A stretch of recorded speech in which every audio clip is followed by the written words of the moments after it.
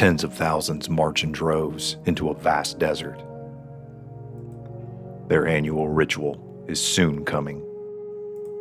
As is their tradition, they will construct a temporal city, spanning miles. But this isn't some ancient tribe from long ago. This is the Nevada desert in September of 2022. Burning Man returns to the Nevada desert for the first time since COVID-19 lockdowns this weekend.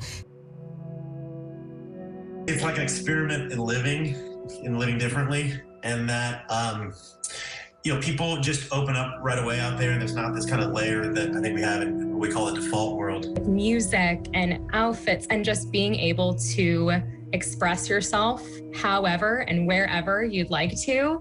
80,000 burners, as festival goers call themselves, are expected to descend on 3,000 acres of dry riverbed in Nevada's Black Rock Desert in the coming days. 10 miles of fence will surround Black Rock City, home to 9 days of around-the-clock celebration. 19.5% of burners told sociologists they were absolutely transformed by the free-spirited desert experience in a study published this spring.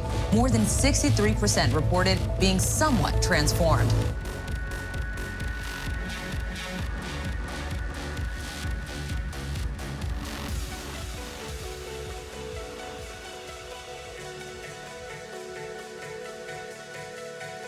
Every year, this newly constructed Black Rock City serves as a central hub for their festival of massive art installations and structures celebrating the creative and unconventional.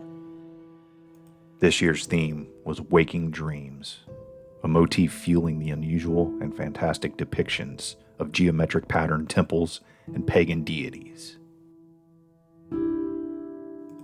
But their main event is the burning of a gigantic wood effigy. And this is reminiscent of the Green Man festivals held all over the world lately that are growing in popularity. If you haven't yet checked out my video on the Revenge of the Green Man and the Rise of Wicca, here's the link. But now let's talk about the burning of this human figure as an overt allusion to human sacrifice. Killing something off for the benefit of the future, whether for the individual or the community, is a very old idea. So why do we do it? This mystery is explored all the way back in the Genesis account. In the wisdom of this text, it describes where Cain and Abel presented their individual sacrifices to God, and it is said that God was pleased with Cain's offering, but Abel's was not acceptable. Abel was crushed by this rejection, seeding a resentment that led to him murdering his own brother. And one crucial thing that the story is telling us is that we should take great care and put much thought into what we give up, leave behind, and offer to God. Or we risk inadvertently destroying what we shouldn't without control.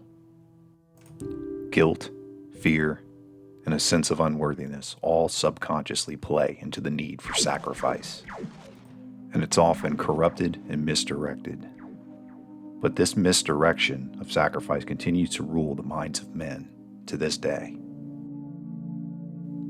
Among the occultic symbols littering the desert at Burning Man, there are a plethora devoted to the Mother Goddess, Gaia, or the Mother Earth or sacred feminine archetype. Let's not forget the methods employed to pierce the veil of reality in an attempt to see these deities for themselves. But is there an even deeper spiritual yearning behind this?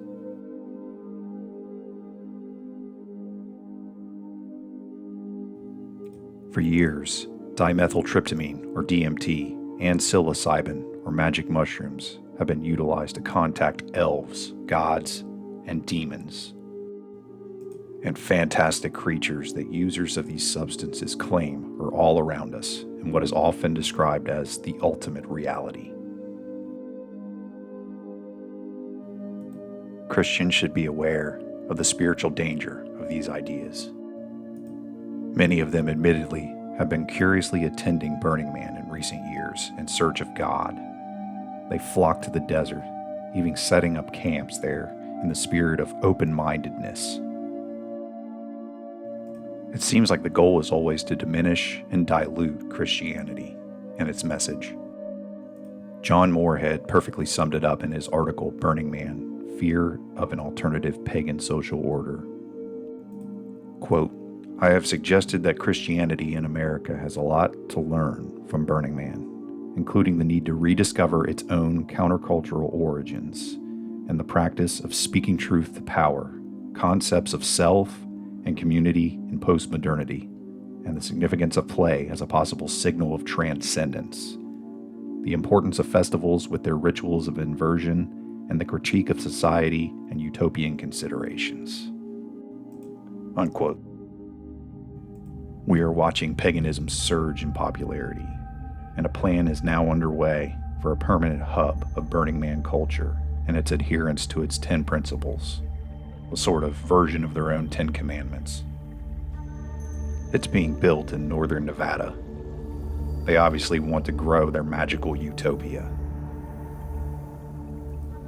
At the inception of this ritual in 1986, it started with a crowd of 35 people and an 8-foot-tall effigy.